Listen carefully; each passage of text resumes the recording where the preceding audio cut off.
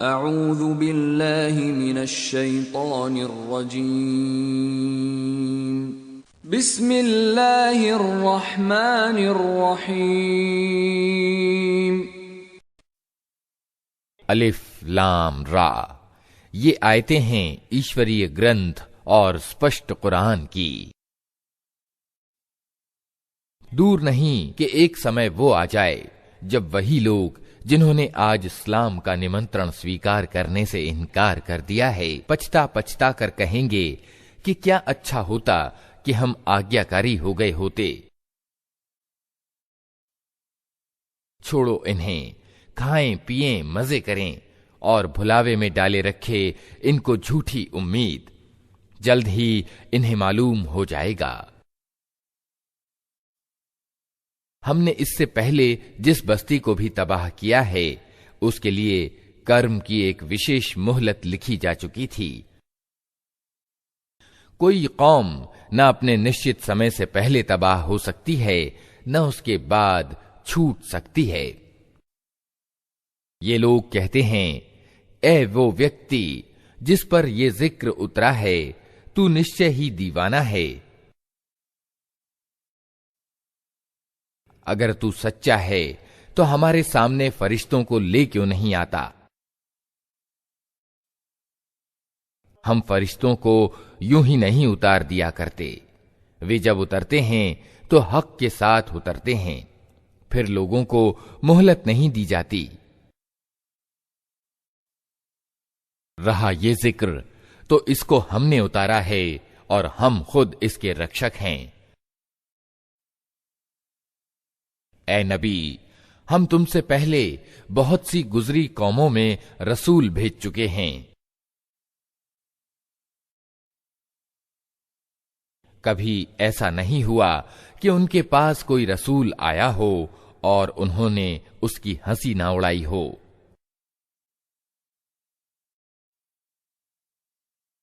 अपराधियों के दिलों में तो हम इस जिक्र को इसी तरह सलाख की भांति गुजारते हैं। वे इस पर ईमान नहीं लाया करते। प्राचीन काल से इस आचार के लोगों की यही रीति चली आ रही है। अगर हम उन पर आसमान का कोई दरवाजा खोल देते और वे दिन दहाड़े उसमें चढ़ने भी लगते, तब भी वे यही कहते कि हमारी आंखों को धोखा हो रहा है, बल्कि हम पर जादू कर दिया गया है। ये हमारी कार्यकुशलता है कि आसमान में हमने बहुत से मजबूत किले बनाए, उनको देखने वालों के लिए तारों से सुसज्जित किया।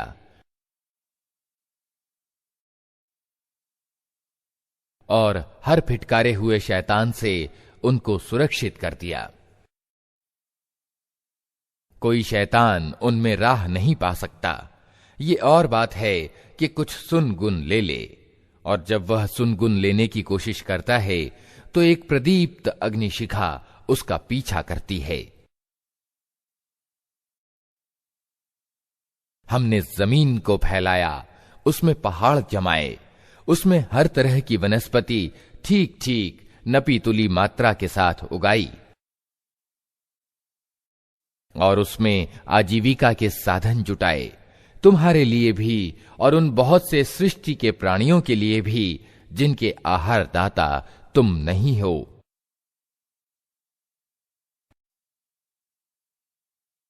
कोई चीज ऐसी नहीं जिसके खजाने हमारे पास न हों, और जिस चीज को भी हम उतारते हैं एक निश्चित मात्रा में उतारते हैं।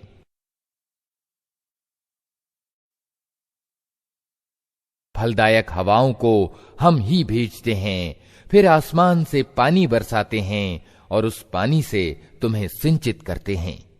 इस दौलत के खजाने के अधिकारी तुम नहीं हो। जिंदगी और मौत हम देते हैं और हम ही सबके उत्तराधिकारी होने वाले हैं। पहले जो लोग तुम में से हो गुजरे हैं उनको भी हमने देख रखा है और बाद के आने वाले भी हमारी निगाह में हैं। यकीनन तुम्हारा रब इन सबको इकट्ठा करेगा। वो तत्वदर्शी भी है और सर्वज्ञ भी। हमने इंसान को सड़ी हुई मिट्टी के सूखे गारे से बनाया और उससे पहले जिन्नों को हम आग की लपट से पैदा कर चुके थे। फिर याद करो उस अवसर को जब तुम्हारे रब ने फरिश्तों से कहा कि मैं सड़ी हुई मिट्टी के सूखे गारे से एक इंसान पैदा कर रहा हूं। जब मैं उसे पूरा बना चुकूं और उसमें अपनी रूह यानी आत्मा से कुछ फूंक दूं तो तुम सब उसके आगे सजदे में गिर जाना। अतएव सब फरिश्तों ने सजदा किया सिवाय इब्लीस के कि उसने सजदा करने वालों का साथ देने से इनकार कर दिया। रब ने पूछा, ऐ इब्लीस, तुझे क्या हुआ कि तूने सजदा करने वालों का साथ न दिया? उसने कहा, मेरा ये काम नहीं है कि मैं उस इंसान को सजदा करूं जिसे तूने सड़ी हुई मिट्टी के सूखे गारे से पैदा किया है। रब ने कहा, अच्छा तो निकल जा यहां से, क्योंकि तू फिटकारा हुआ यानी मरदूद है और अब बदले के दिन तक तुझ पर फिटकार है। उसने कहा, मेरे रब, ये बात है तो फिर मुझे उस दिन तक के लिए मोहलत दे जबकि सारे इंसान दोबारा उठाए जाएंगे। कहा, अच्छा तुझे मोहलत है उस दिन तक जिसका समय हमें मालूम है। वो बोला, मेरे रब, जैसा तूने मुझे बहकाया उसी तरह अब मैं जमीन में उनके लिए मनमोहकता पैदा करके उन सबको बहका दूंगा, सिवाय तेरे उन बंदों के जिन्हें तूने उनमें से खालिस कर लिया हो। कहा, ये मार्ग है जो सीधा मुझ तक पहुंचता है। बेशक जो मेरे वास्तविक बंदे हैं उन पर तेरा बस न चलेगा। तेरा बस तो सिर्फ उन बहके हुए लोगों ही पर चलेगा जो तेरा अनुसरण करें, और उन सब के लिए जहन्नम की धमकी है। ये जहन्नम जिससे इब्लीस के अनुयायियों को डराया गया है, उसके 7 दरवाजे हैं। हर दरवाजे के लिए उनमें से एक हिस्सा निश्चित कर दिया गया है। इसके विपरीत डर रखने वाले लोग बागों और झरनों में होंगे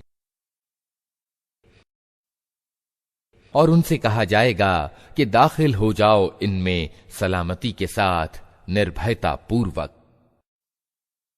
उनके दिलों में जो थोड़ी बहुत खोट कपट होगी उसे हम निकाल देंगे।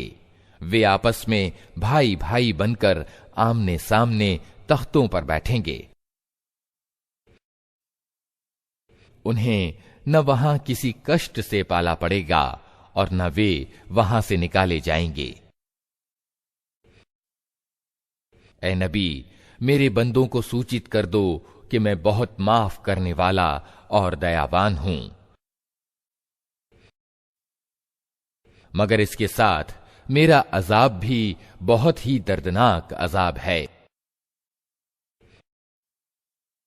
और इन्हें तनिक इब्राहीम के मेहमानों का किस्सा सुनाओ।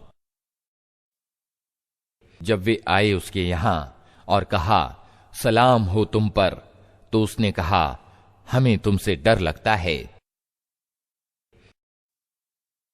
उन्होंने जवाब दिया, डरो नहीं, हम तुम्हें एक ज्ञानी लड़के की खुशखबरी देते हैं। इब्राहीम ने कहा, क्या तुम इस बुढ़ापे में मुझे संतान की खुशखबरी देते हो, तनिक सोचो तो सही, ये कैसी खुशखबरी तुम मुझे दे रहे हो।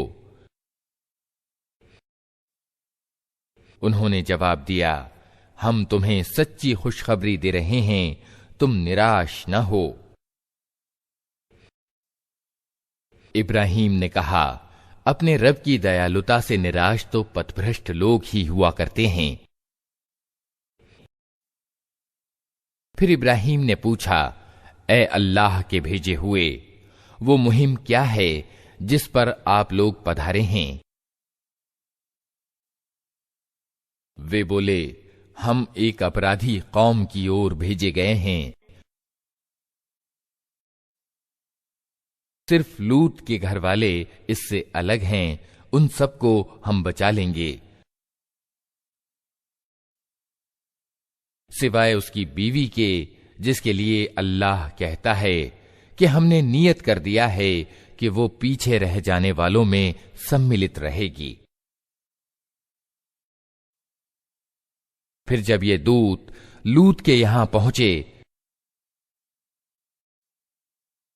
तो उसने कहा, आप लोग अजनबी मालूम होते हैं। उन्होंने जवाब दिया, नहीं, बल्कि हम वही चीज लेकर आए हैं जिसके आने में ये लोग संदेह कर रहे थे। हम तुमसे सच कहते हैं कि हम हक के साथ तुम्हारे पास आए हैं। अतः अब तुम कुछ रात रहे अपने घर वालों को लेकर निकल जाओ और खुद उनके पीछे पीछे चलो। तुम में से कोई पलट कर ना देखे, बस सीधे चले जाओ जिधर जाने का तुम्हें हुक्म दिया जा रहा है। और उसे हमने अपना ये फैसला पहुंचा दिया कि प्रातःकाल होते होते उन लोगों की जड़ काट दी जाएगी। इतने में नगर के लोग खुशी के मारे विकल होकर लूत के घर चढ़े आए। लूत ने कहा, भाइयों, ये मेरे मेहमान हैं, मेरी फजीहत ना करो। अल्लाह से डरो, मुझे अपमानित ना करो। वे बोले, क्या हम बार बार तुम्हें मना नहीं कर चुके हैं कि दुनिया भर के ठेकेदार न बनो? लूत ने विवश होकर कहा, अगर तुम्हें कुछ करना ही है तो ये मेरी बेटियां मौजूद हैं। तेरी जान की कसम ए नबी, उस समय उन पर एक नशा सा चढ़ा हुआ था जिसमें वे आपे से बाहर हुए जाते थे। आखिरकार पौ फटते ही उनको एक प्रचंड धमाके ने आ लिया और हमने उस बस्ती को तलपट करके रख दिया और उन पर पकी हुई मिट्टी के पत्थरों की वर्षा कर दी। इस घटना में बड़ी निशानियां हैं उन लोगों के लिए जो बुद्धिमान हैं। और वो भूभाग जहां ये घटना घटित हुई थी सार्वजनिक मार्ग पर स्थित है। इसमें शिक्षा सामग्री है उन लोगों के लिए जो ईमान वाले हैं। और आईका वाले जालिम थे, तो देख लो कि हमने भी उनसे बदला लिया और इन दोनों कौमों के उजड़े हुए क्षेत्र खुले रास्ते पर स्थित हैं। हिज्र के लोग भी रसूलों को झुठला चुके हैं। हमने अपनी आयतें उनके पास भेजी, अपनी निशानियां उनको दिखाईं, मगर वे सबकी उपेक्षा ही करते रहे। वे पहाड़ को काट छांट कर मकान बनाते थे और अपनी जगह बिल्कुल निर्भय और निश्चिंत थे। आखिरकार एक जबरदस्त धमाके ने उनको सुबह होते आ लिया और उनकी कमाई उनके कुछ काम न आई। हमने जमीन और आसमानों को और उनमें मौजूद सब चीजों को सत्य के सिवा किसी अन्य आधार पर पैदा नहीं किया है और फैसले की घड़ी यकीनन आने वाली है। अतः ए नबी, तुम इन लोगों की अशिष्टताओं पर शिष्टतानुकूल क्षमा से काम लो। यकीनन तुम्हारा रब सबका स्रष्टा है और सब कुछ जानता है। हमने तुमको 7 ऐसी आयतें दे रखी हैं जो बार बार दोहराई जाने के योग्य हैं और तुम्हें महान कुरान प्रदान किया है। तुम उस सांसारिक सामग्री की ओर आंख उठाकर न देखो जो हमने इनमें से विभिन्न तरह के लोगों को दे रखी हैं, और न इनकी हालत पर अपना दिल कुढ़ाओ। इन्हें छोड़कर ईमान लाने वालों की ओर झुको।